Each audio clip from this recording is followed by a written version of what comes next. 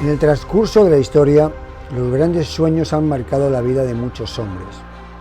Algunos se atrevieron a ir tras ellos. El personaje que abordamos en esta ocasión se planteó la idea de crear algo así como unos Estados Unidos de Latinoamérica. Y sin escatimar esfuerzos ni sacrificios, se puso manos a la obra. La cápsula de hoy se titula La Gran Colombia, el sueño de Simón Bolívar. Somos Oscar Sasso y Daisy Toussaint y esto es Anécdotas de la Historia.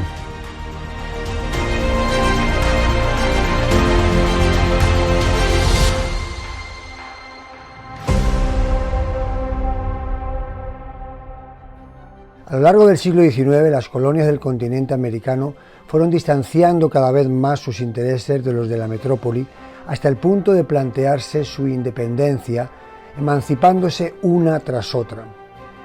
Cada nación contó con próceres que condujeron la lucha a la victoria, pero después, inevitablemente, surgieron multitud de guerras civiles para establecer las relaciones de poder entre los distintos grupos sociales y étnicos que compusieron el tejido social de las nuevas naciones, con intereses muchas veces antagónicos, tanto como para terminar minando las ya depauperadas economías y entorpeciendo la creación de verdaderos proyectos de país.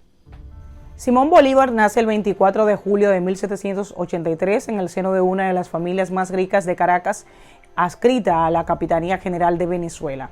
La familia de origen vasco contaba con haciendas de azúcar, cacao y café, con almacenes e inmuebles. Él fue el cuarto de 5 hermanos. Según Carmelo Paiva Palacios, a causa de unos quebrantos de parto, la madre del recién nacido le encargó la alimentación a una joven esclava llamada Hipólita. El pequeño Simón crecía saludable, pero cuando cumplió los 3 años quedó huérfano de padre y a los 8 también de madre. A partir de entonces fue criado por su abuelo don Feliciano Palacios y a la muerte de este por su tío y tutor Carlos Palacios. En enero de 1797, con solo 14 años, ingresó como cadete en el batallón de milicias del cual su propio padre había sido coronel. En julio del año siguiente fue ascendido a subteniente.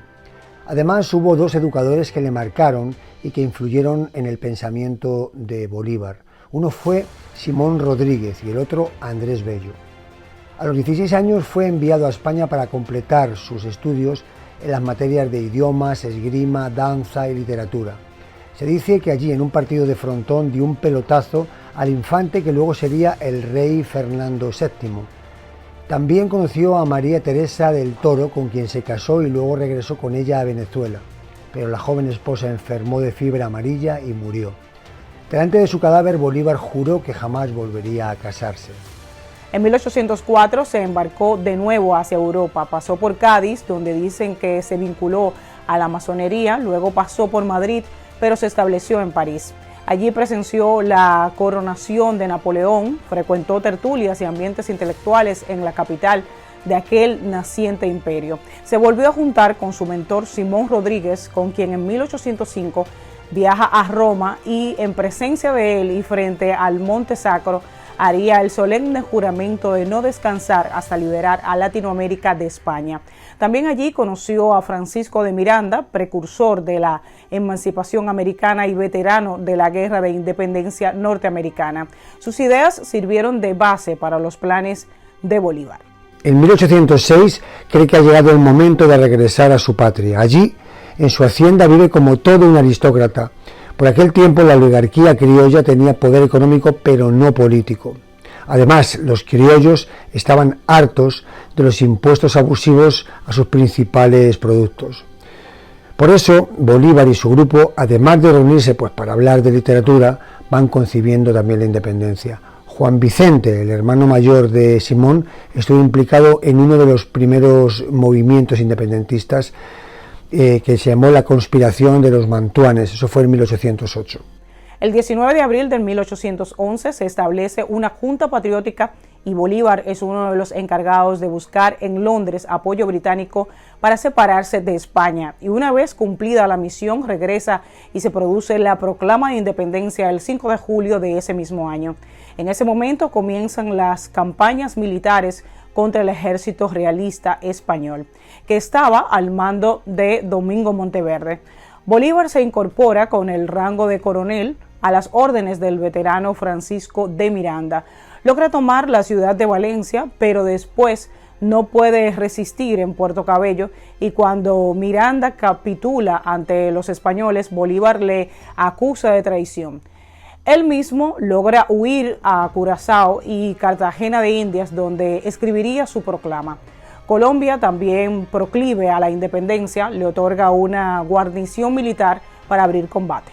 Logra unas cuantas victorias y después de materializar la plaza fronteriza de Cúcuta, solicita fuerzas para liberar Venezuela.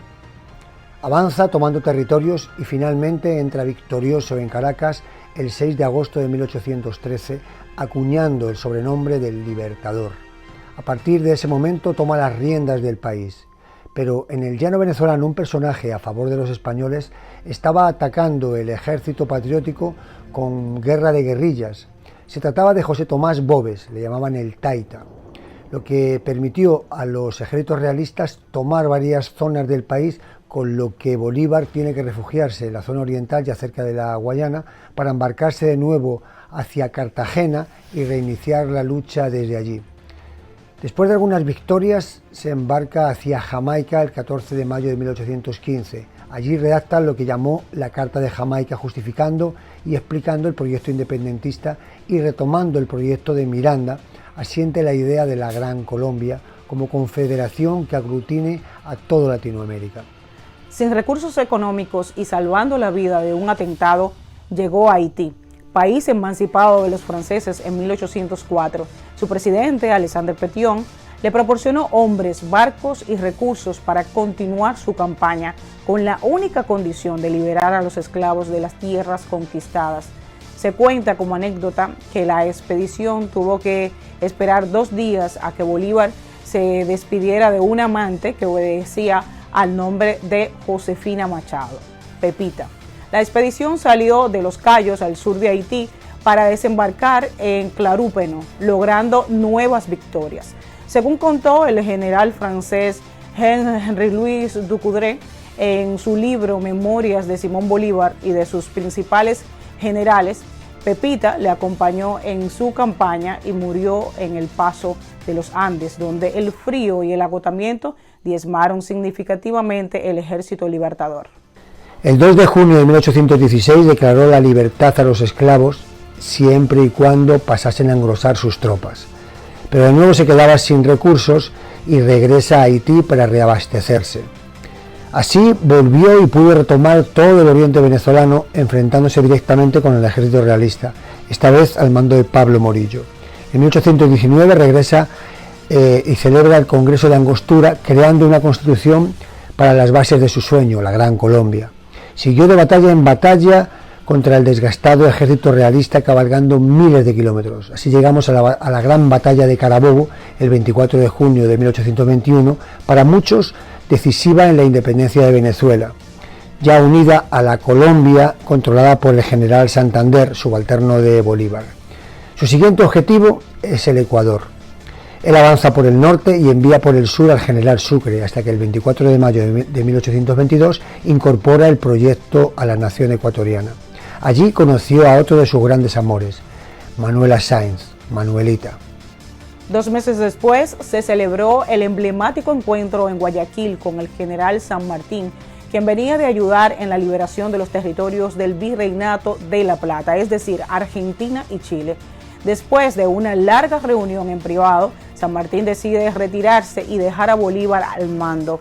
Este tiene ahora la difícil tarea de pacificar e incorporar Perú, dividida entre los liberales y la élite que le convenía seguir bajo el reinado de España. El Congreso da a Bolívar en ese año, en 1824, poderes limitados y se convierte en el dictador del Perú, batallando con la ayuda inestimable de Sucre hasta pacificarlo en diciembre. Luego Sucre toma el Alto del Perú y funda Bolivia, proclamando su independencia en honor a Simón Bolívar. Pero lo que en realidad pretendía es su incorporación a la Gran Colombia. En 1826 al fin tenía el Libertador la oportunidad de culminar su sueño, organizando una reunión en Panamá con representantes plenipotenciarios de todos los países de América como proyecto de unidad continental. El planteamiento era crear una confederación de todas las naciones independientes y que contaría con un poderosísimo ejército, un importante poder económico y materia prima para consumo e incluso para exportación, así como un nada despreciable flujo comercial. Pero primaron los intereses regionales a los del proyecto global y no se pusieron de acuerdo. Incluso desde la misma Venezuela, el general Páez se sublevó, descontento de tener menos protagonismo que Santander en Colombia, quien a su vez reclamaba derechos para sí y la obediencia de Páez. Y así un Simón Bolívar ya cansado y enfermo veía no solo esfumarse su sueño, sino peligrar las independencias que había logrado. Volvió a luchar en Venezuela hasta lograr su pacificación momentánea. Decide perdonar a Páez para disgusto de Santander, quien se fue rodeando de políticos interesados.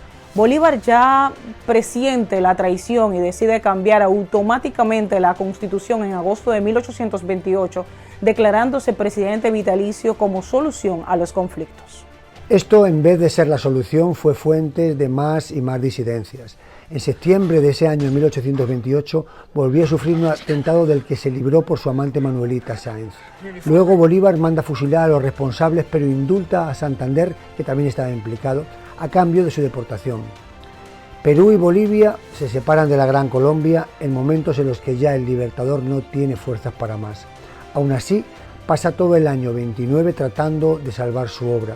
A principios de 1830 viaja a Bogotá para establecer el Congreso Constituyente, cuando le llegan noticias de la separación de Venezuela del control colombiano, constatando el debilitado general que el desmoronamiento del bloque de naciones con el que soñó era un hecho. Y para colmo de males también le llega la triste noticia del asesinato en una emboscada de su leal amigo el general Sucre, lo que termina sumiéndolo en el desánimo. Así, presintiendo nuevos atentados, toma la decisión de renunciar a todo e irse a Europa a intentar mejorar su salud. Al salir de Bogotá en dirección a Cartagena de Indias para embarcarse, el populacho, olvidando sus logros, le gritaba longanizo, comparándolo a un mendigo famoso que vestía harapos y llevaba chapas a modo de medallas. Su último viaje lo costeó vendiendo sus caballos y otros artículos personales. Sin embargo, el propio Karl Marx no escatimó insultos e improperios contra Bolívar, acusándolo de burgués traidor convertido en dictador para acumular privilegios. Gabriel García Márquez, en su novela El general en su laberinto, reflejó magistralmente esos últimos tiempos de Bolívar, consumido por las fiebres en su hamaca, traicionado, agotado y haciendo el penoso recorrido por orillas del río Magdalena hacia Cartagena. Ya muy enfermo, se le recomendó hiciera un alto para restablecer fuerzas en la quinta de San Pedro Alejandrino, en Santa Marta. Era propiedad de un español llamado Joaquín de Mier, pero finalmente el 17 de diciembre de 1830 muere. Al parecer, la última frase que pronunció fue: «Hemos arado en el mar». Simón Bolívar pudo haber disfrutado de una acomodada vida familiar con buena posición social y desahogada economía, pero habría sido irremisiblemente olvidado un par de generaciones después. Sin embargo, recordándonos vagamente a Aquiles en la Ilíada, eligió perseguir la gloria y pasar a la posteridad. Para ello, adquirió una refinada cultura, gastó su fortuna, recorrió más de 100.000 kilómetros a caballo, sufrió 20 atentados y acumuló más de 40 amantes. Y si bien es cierto que no pudo haber realizado su sueño panamericano, al menos provocó la independencia de 6 naciones y hoy, pese a todo, es considerado uno de los personajes más importantes de Latinoamérica, ganando en justicia un merecido espacio en anécdotas de la historia.